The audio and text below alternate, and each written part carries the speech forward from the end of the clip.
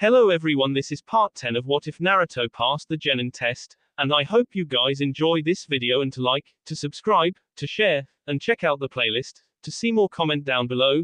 Now let's start the intro. They call me a god. They call me a god. They call me a god. Join my membership, the perks are great. It's in the description. Be sure to like and subscribe, it gives me more motivation. Enjoy. It was a cool morning before sunrise. Dew was still collecting on the grass and shrubs in the forest surrounding the small campsite, if one could really call it a campsite. Two small tents standing side by side and low to the ground were covered in moss, tree bark, and uprooted brambles for the sake of stealth, and nearly invisible amongst the undergrowth surrounding them. Kiba and Shino lay sleeping in one, both wrapped in small blankets, more to stave off mosquitoes than the elements, while Kurenai slept quietly in the other with Hinata next to her. Despite conditions nearly ideal for a restful night, mild temperatures, a soundless atmosphere and plenty of warm food the previous evening, the young Hyuga just couldn't manage to catch any sleep, and she stared off into the distance as she had for the last several hours. Images of ferocious animals constantly rioted through her mind, often accompanied by the smell and taste of blood. On their trek through the woods she had constantly looked to Kiba and Akamaru, knowing that the keen sense of smell would surely alert the team to any danger on their way back from the neighboring hamlet of Ichiba. The dog and his owner, however, seemed completely unworried. They had completed the D-rank delivery mission easily and the return trip home promised to be just as simple. Hinata though just couldn't shake a feeling of encroaching horror. There were no words she could voice to her sensei that would convey what she was feeling, so the girl was silent as ever, focusing on whatever provided a momentary distraction before the fear returned. What's wrong with me? She wondered. Ever since, she shook her head to try and clear her mind, but Kurenai stirred and rolled over.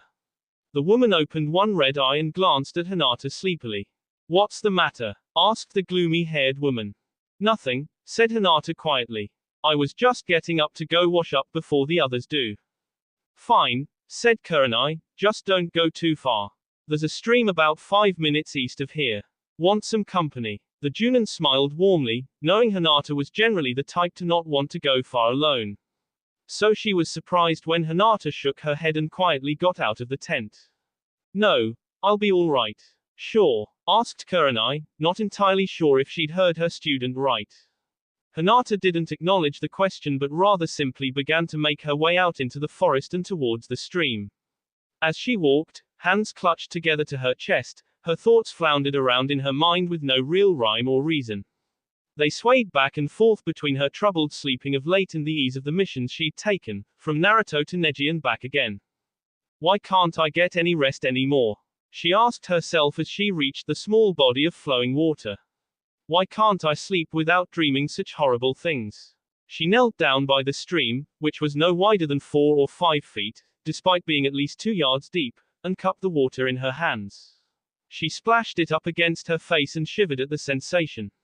It was bitter cold, despite the temperate and humid air, but felt good and made for a refreshing jolt. Not being able to keep anything down is beginning to show, she thought as she stared at her reflection. The girl shown in the water looked only slightly different than Hinata did several days ago, but the change was becoming a bit more noticeable. Just under a week of involuntarily vomiting up every meal was starting to sts the baby fat away from her face and limbs. Even her core, she noticed, was thinning up. But the result due to her small and still very young frame was not a body a teenage girl would envy, but rather a figure that appeared drawn, almost gaunt or even stretched in a way. It showed most in her face, where her cheekbones, relatively pronounced to begin with, now shone more distinctly, and where her cheeks were angled more steeply towards her chin. It wasn't that she looked unhealthy yet. Her body had had plenty of reserves to draw on, and then there were the soldier pills that provided the energy. But pills are a poor substitute for more substantive food, and sooner or later, should the weakness in her stomach continue, it would be obvious she wasn't well. Naruto would never look at me then, she fretted, not if I get sickly and weak. And what would father say? It's so easy for me to make him angry, and ever since he started talking with Anbu he's been more irritable than ever. Oh, what am I going to do? Hinata put her face in her hands and tried to hold back the tears. I've got to be strong, she mumbled, strong for my friends no matter what. The figure in the water, seemingly animated by the ripples and minor tossing of the glassy liquid, glared intensely and maniacally back up at her, baring its teeth and clenching its fists even as Hinata hid her face. It was nearly dark by the time Team 7 stopped and prepared to settle in for the night.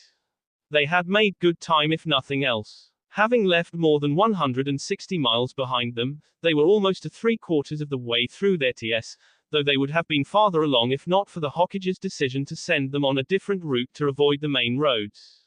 Even though they all knew it was much safer, no one was particularly at ease. They all seemed anxious and jumpy, and whether they would admit it or not, all of them, including Kakashi, were fearful of an ambush. More than once the copy nin had whirled around and glared off into the trees in search of something. But each time he found nothing, setting the already uneasy Genin even more on edge. Tazuna barely spoke the entire time, choosing to walk in the center of the group and constantly be looking around for any sign of danger. Despite the high tensions of the day, however, the lack of attack had begun to take the edge out of everyone's demeanor, and as Kakashi lit a campfire from some fallen branches to cook the evening meal, Tazuna had even gone so far as to pull out a reed pipe and strike up a tune after he'd gotten comfortable on the ground. The slow but happy music quickly banished the air of foreboding that had so long pervaded the group. Ino smiled and sat down, swaying lightly to the melody like a tree in the wind, and Naruto soon joined her. Together the two began to slip into a dreamily content mood as Tazuna continued to play. Even Sasuke relaxed and sat with his back to a tree. They were all tired from the day's journey and eager for rest, but none of them had realized just how fatigued they really were. "This is nice," said Ino, leaning over just a bit and resting her head on Naruto's shoulder. Naruto nodded. "It is. I didn't know you played an instrument, Tazuna-san," said Kakashi, standing up straight. "I normally don't when there are people around," said the old man after he finished the song, "but it's been a long and difficult day, so I figured there was no harm in trying to lighten the mood a bit." "Your music is beautiful," said Ino happily. "How long have you been playing?" Tazuna smiled and looked down at the ground.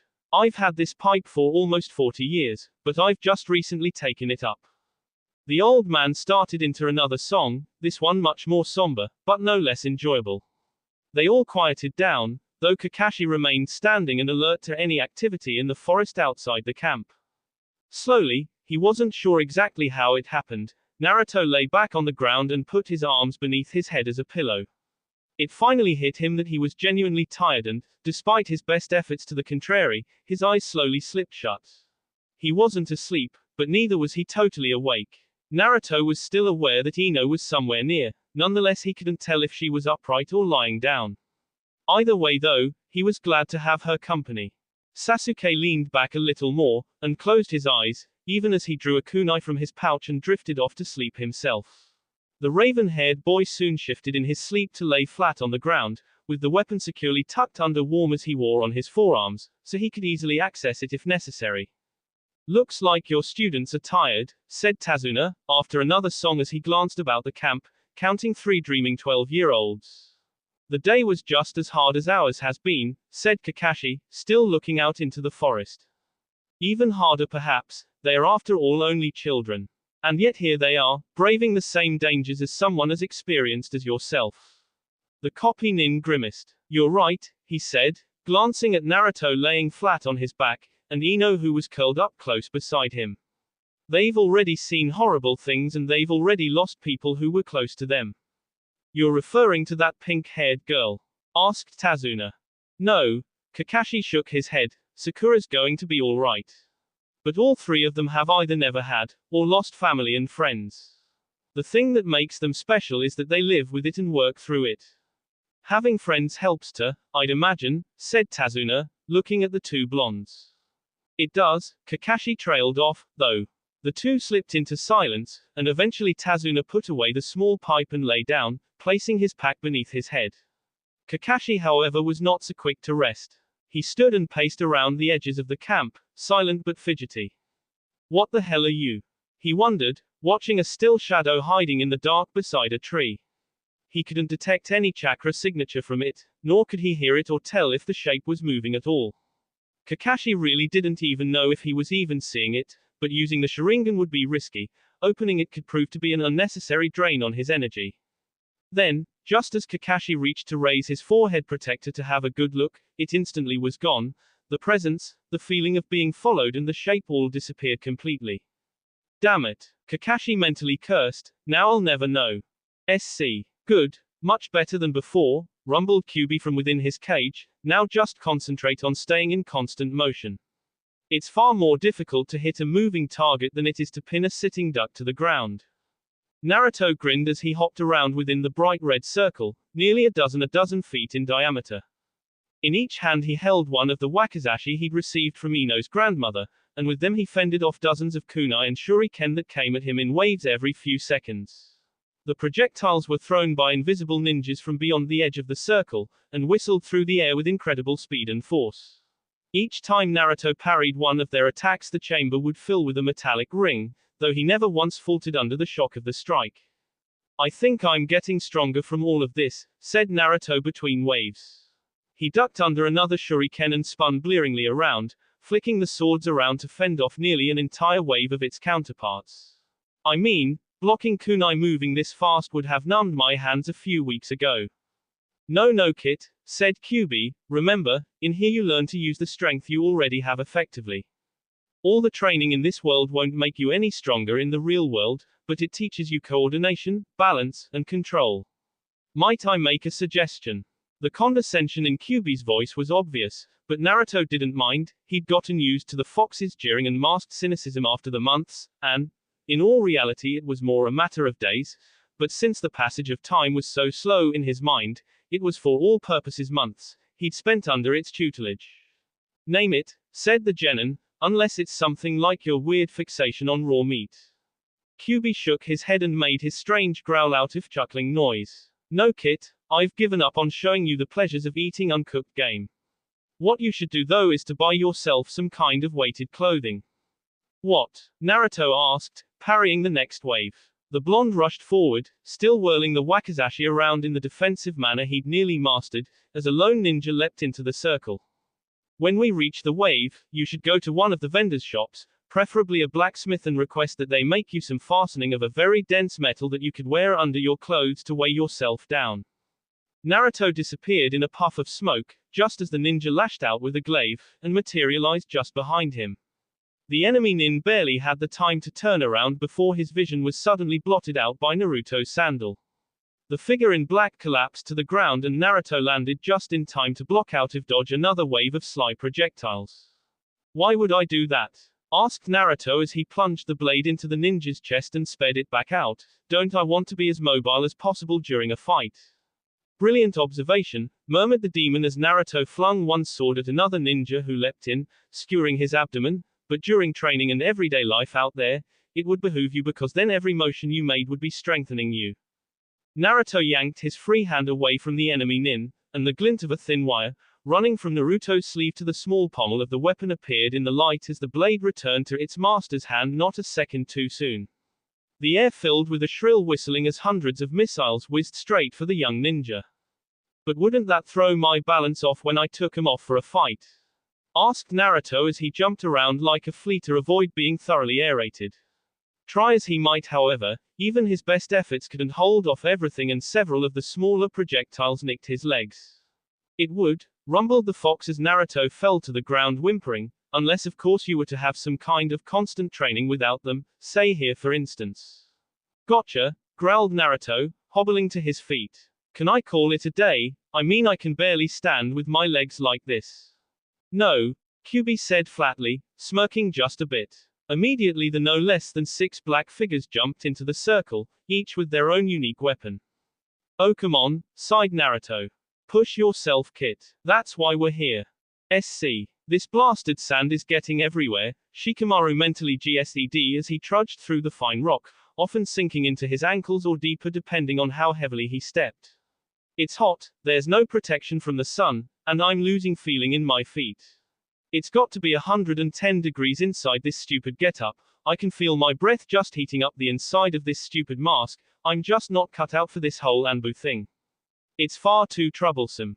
In truth, it was well above the century mark out in the middle of the desert, and there was nothing to offer shade to Shikamaru, his master, or their small caravan of Suna escorts. The two-leaf nin had met with their sand counterparts a few hours earlier in the middle of the wasteland separating the sand village from the rest of the world. It was almost a comical sight, seeing 5 figures, 2 wearing black and all wearing strange masks that vaguely resembled animals, marching through scorching sand towards a low skyline off in the distance. The sand sentries stopped and motioned for the two Anbu to continue on, and then disappeared in small puffs of sand and wind. That was strange, muttered Shikamaru, why not escort us all the way? We're on good terms right now, the leaf and the sand, said the other robed figure in a woman's voice. There's no real need for them to watch our every move, but it's still good practice for them to at least follow us a ways before returning to their posts. I guess, mumbled Shikamaru as they continued on at a slightly faster pace, this still just seems like a waste of time, a diplomatic reconnaissance mission, to a country we're friends with. His master didn't respond and they continued on for several more minutes. Ayokoi-sensei, asked Shikamaru, not sure if he had offended her somehow. Shikamaru, she said quietly, trying to avoid being heard. I'm only going to say this once, the Hokage suspects something is amiss. Memorize everything you see here, no matter how trivial it may seem. How troublesome, thought Shikamaru, pondering the somewhat cryptic message as they moved on. Within the hour, they had reached the outskirts of the sandstone city, and were greeted by a young woman, probably about 14 or 15, who was relatively tall for her age, standing equal in height to Shikamaru's master. Her spiky blonde hair jutted up and out in 2 misshapen buns, blown about by the harsh wind that was whipping the sand all around the village in near solid sheets. Storm's coming, she called out flatly over the wind, let's get inside till it calms down. After all, it would just be a shame if the sand were to get into your lungs and asphyxiate you. Shikamaru gulped, not liking what he was hearing, as the blonde whipped around a tall black staff she was carrying and opened it into an enormous fan. She stepped beside the younger of the two-leaf nins and blocked the bursts of wind-blown sand for them. Please follow me, she said tersely and began to lead him down the street. Shikamaru was miserable. I hate this, he thought, why in the world is the Hokage doing this to me? I don't stand a chance out here and I don't want to do this. The young blonde led him to a large metal door set deep in a recess in one of the larger buildings on the outskirts of the city. It swung open with a grinding creak after she slammed it a few times with her fist. They all entered and a big burly man in a titan cloak closed the door behind them. Shikamaru found himself standing in the entryway to a large hall carved from titan stone. It ran downwards as it went, cutting into the earth, and was dotted with a dozen or more doors on either side of varying shapes and sizes. Aside from themselves and the doorman, they were the only souls to be seen in the building. Welcome to the capital, said the girl, folding her massive fan with a flick of her wrist. Pardon the lack of a greeting, but we've all been rather busy of late. My name is Temari, by the way, and I've been assigned to accommodate you as our welcome guests. She spoke quickly and almost without emotion, but Shikamaru couldn't not pick up some masked tension in her voice. He was actually glad to be wearing the goofy mask when she looked at him because it hid the flinch that shot across his face. We merely appreciate an ausence, said Ayokoi in a decidedly false voice. The Hokage has eagerly been awaiting news from the Kazekage on his plans to attend the Chunin exams. Temari frowned only slightly before returning to her calm and collected manner. I'm very sorry, she said, but the Kazekage just the other day was forced to attend to pressing matters outside the city. Ayokoi flinched behind her mask and stifled a gulp. Though I'd be more than happy set up an appointment with his chief assistant if you'd like, Temari concluded. Yes, Ayokoi said without hesitation, that would be most helpful of you. And while you're at it, my own assistant has never traveled outside the fire country and is anxious to explore the world a bit. Shikamaru nodded, trying to play along, not to help with the mission mind you, but rather to avoid provoking his master. I am interested in having a look around, he said in a voice that, while far deeper than his own, was still convincing, but I'd rather not wander where I'm not wanted, so I should like a guide. Temari bowed low to hide the grimace that had spread over her face. I'll see to it that our guests are well attended to, she said, resenting having to use the canned line she'd been taught, please wait here. She stood up tall and turned on her heel. Shikamaru, whispered Ayokoi, almost silently after Temari disappeared down a side passage. The ex-Genin turned his head only slightly to acknowledge his name. That was good, she whispered just as quietly, but be careful what you say. Try to glean as much as you can without asking. Shikamaru nodded. What are you hoping to learn here? He asked in a whisper. She hesitated, then looked down at the ground. Hopefully why we've had so little cooperation lately. Another riddle, groaned the apprentice, why so secretive? They waited in silence for another few minutes before Temari returned. Indignant, she said that Daito would see Konoha's representative at the end of the hall and they could go wherever they wanted from there. You and I, she said turning to Shikamaru, are to tour this complex until the storm outside breaks. I've been commanded to then show you whatever you wish, to an extent. The only condition being that you removed your mask, we don't want anyone to feel they're being spied on. Through the pinhole eyes, Shikamaru glanced nervously to his master behind Temari for a verdict. The Anbu elite stalled for just a second before nodding only slightly. Shikamaru groaned, then reached up and removed the white stele face, and slipped into his vest. Temari glanced up, scrutinized him for just a second, then with apparent indifference said they could begin now. SC. Who the hell are you anyway? Shouted Naruto angrily at the strange ninja in the mask. The masked nin turned and looked at the badly bruised and battered Naruto, then shifted his glance to Kakashi, and the strange man laying on the ground with a single needle protruding from his en. Sasuke and Ino stood on either side of Tazuna with drawn kunai, as the old man hunkered down with his hands in front of his face. My name is Haku, said the masked ninja in blue, I'm a hunter nin from the Hidden Mist Village. We've been hunting Momoki Zabuza for some time now, he said gesturing at the man on the ground beside Kakashi. Naruto glanced at the body laying on the ground warily. The man had short, spiky black hair and bandages wrapped over his lower face to hide his mouth. There was nothing puny about him, from his stature, towering over 6 feet tall, to the enormous sword clenched by his deathly hand, this Zabuza person was a giant. The copy nin relaxed a little and shifted his forehead protector to cover his Sharingan eye, and wiped some of the blood off of his vest. Well, thank you very much, Haku, he said, we appreciate the help. It's my pleasure, Haku calmly replied, walking forwards with swaying steps that caused the long black strands of hair hanging nearly to the nin's waist to sway back and forth like pendulums. Zabuza was a dangerous criminal and we thank you for your assistance in his death. The ninja in blue kneeled down by Zabuza and put one of the S-man's arms over his shoulder and stood up. Now if you'll excuse me, I have to dispose of the body. Yes, of course, said Kakashi wearily, don't let us interfere with your duty. Haku nodded his thanks and formed a seal in front of him with his free hand. There was a blast of air and a rush of mist and leaves, and Haku disappeared with Zabuza's body.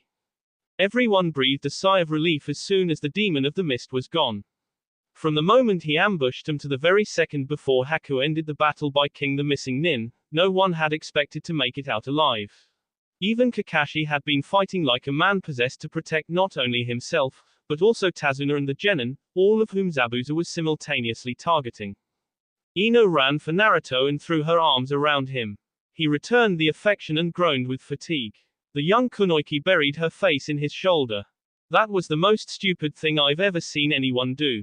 She nearly cried angrily into his shoulder, you could have gotten yourself killed, you idiot. She clutched at him more tightly with every breath, and he patted her on the back. But, he said, I didn't get myself killed. You and Sasuke were there to bail me out after all. Ino was silent as Sasuke and Tazuna walked up. The Uchiha was limping slightly in his right leg. But we might not be there next time, Naruto, he said, and then where will you be? Naruto grinned widely and looked over at the raven-haired boy. But we're a team. Taking risks for each other is part of the deal. Naruto's right, said Kakashi approaching the Genin and a much shaken Tazuna. The three of you will be inextricably stuck together for years to come and it will be your responsibility to watch out for each other. The three Genin looked at the ground, until Tazuna spoke. I hate to cut this little life lesson short, but this might not be the end of these attacks, said the old man. Goto isn't going to stop hunting me just because he lost one of his mercenaries. Goto? Asked Kakashi incredulously, the black market mastermind. So you've heard of him, said Tazuna. Yes, that rat will stop at nothing to keep me from reaching the wave and building the bridge to the mainland that will see SPLE his monopoly on our trade. So he's the one who's been attacking us and you knew it all along. Kakashi wondered aloud. You bought a C-rank mission, When you knew full well going into this that we'd likely be hunted by one of the richest, and most deviously underhanded men in the world because he wants us. Tazuna hesitated briefly. My country is poor, he muttered looking down, just affording a C rank was taxing on our coffers. There was no way we could hope to pay for anything more. And so you put my squad's life in danger? Kakashi asked angrily. There's nothing I hate quite so much as a liar, Tazuna-san, and I'll admit that I'm toying with the idea of leaving you right here and taking my team back home. No, you can't do that, pleaded Tazuna. I'd be as good as S if you didn't protect me. I have a family to take care of. Think of them. Kakashi was silent, and merely glared at the old man. He shifted his weight back and Tazuna braced himself for a terrible blow, though he did not step back or back down. But Kakashi didn't lash out. Not yet. He seemed far too interested in how the old man stood firm and clenched his jaw. Please, said Tazuna, Goto is slowly choking my country to death. He moves women in the street and gets away with it simply because no one had the courage to stand against him. Now I try to do my part to break his stranglehold on us and I'm asking for your help. Still Kakashi was silent. I think we should do what we can for him. Naruto said bluntly. It sounds like this Goto is a total creep. We should take him down. Ino took a step forwards next to Naruto and nodded. It's the right thing to do. Think of all the people we'd be helping. And, added Sasuke from the background, it's not like we're just setting out. We've got less than 8 leagues ahead and more than 30 behind us, so we might as well press on. Better to plow through a bramble than jog through a desert, as the saying goes, muttered Kakashi, still looking at Tazuna. Fine, we'll see this through, but let me assure that if anything happens to my team I'm going to personally feed you to Goto and his thugs. Tazuna nodded and breathed a little easier.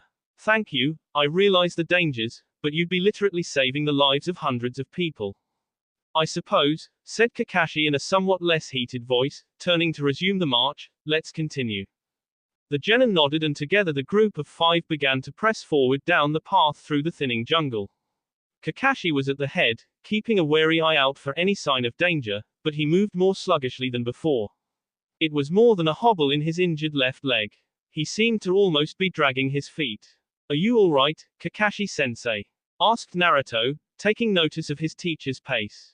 I'll be fine, came the Junin's response. That fight was just more draining than I really thought it would be.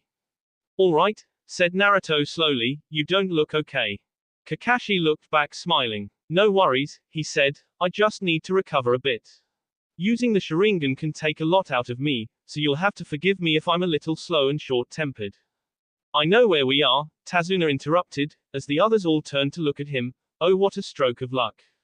What do you mean? Asked the copy Nin. We're less than a mile south of the small fishing village of Shi, he said. We can catch a boat to the other island from there and then just make a straight shot to the construction site. It would keep us off of all the main roads and save us more than 3 hours as opposed to hiking down to the docks. Would Goto be watching the village? Asked Kakashi. Doubtful, said the old man. She is one of the only communities Goto has no control over. They're on the mainland so he can't monopolize their trade routes with the other nearby villages, and they're small enough that he would have no reason to. They do some independent trading via the water with the other villages, which really tweaks Goto's nose, but they're useless to him.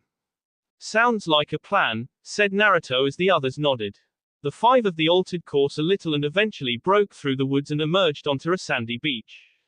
Dark clouds overhead threatened rain, and a chill wind was blowing in from the east as they emerged.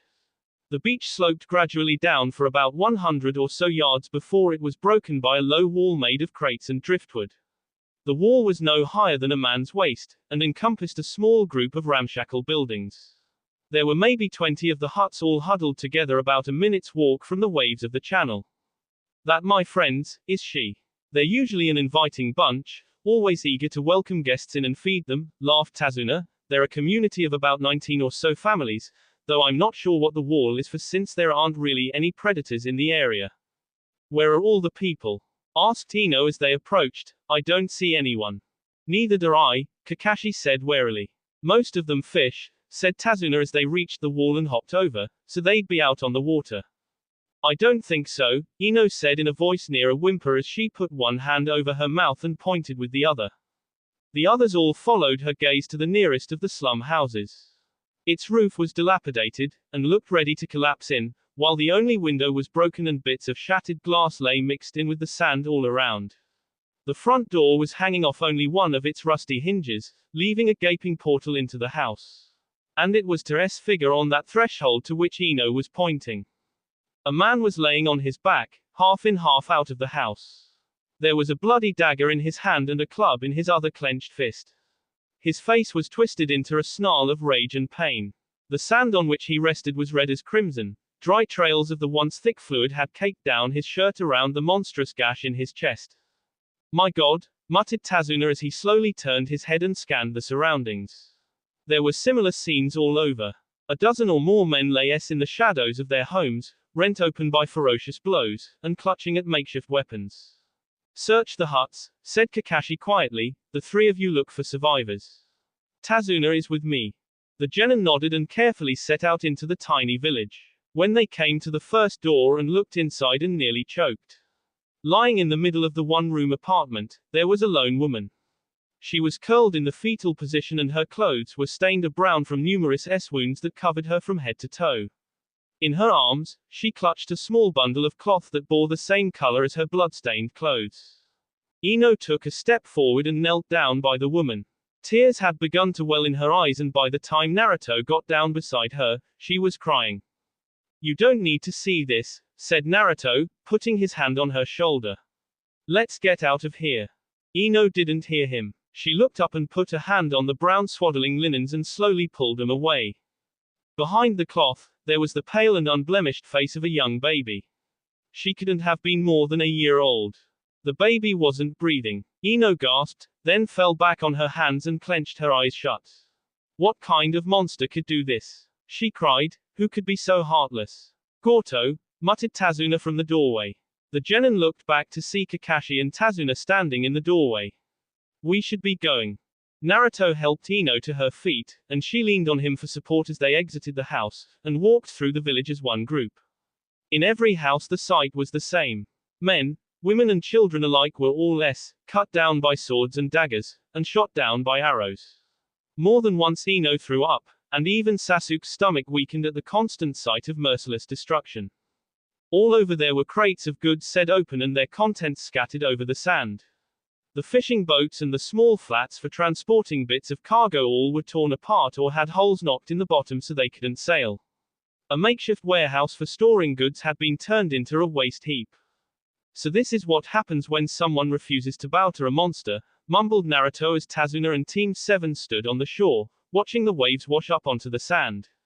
"He just KS them all and destroys their homes." Tazuna nodded. "This is Goto," he said. "You see now why we need your help to break his hold on us. He KS at will, and destroys on a whim. His army of mercenaries is merciless and revels in death." Kakashi closed his eye and turned his face skywards for a moment. There was a flash of lightning, and immediately a deafening peal of thunder sped overhead.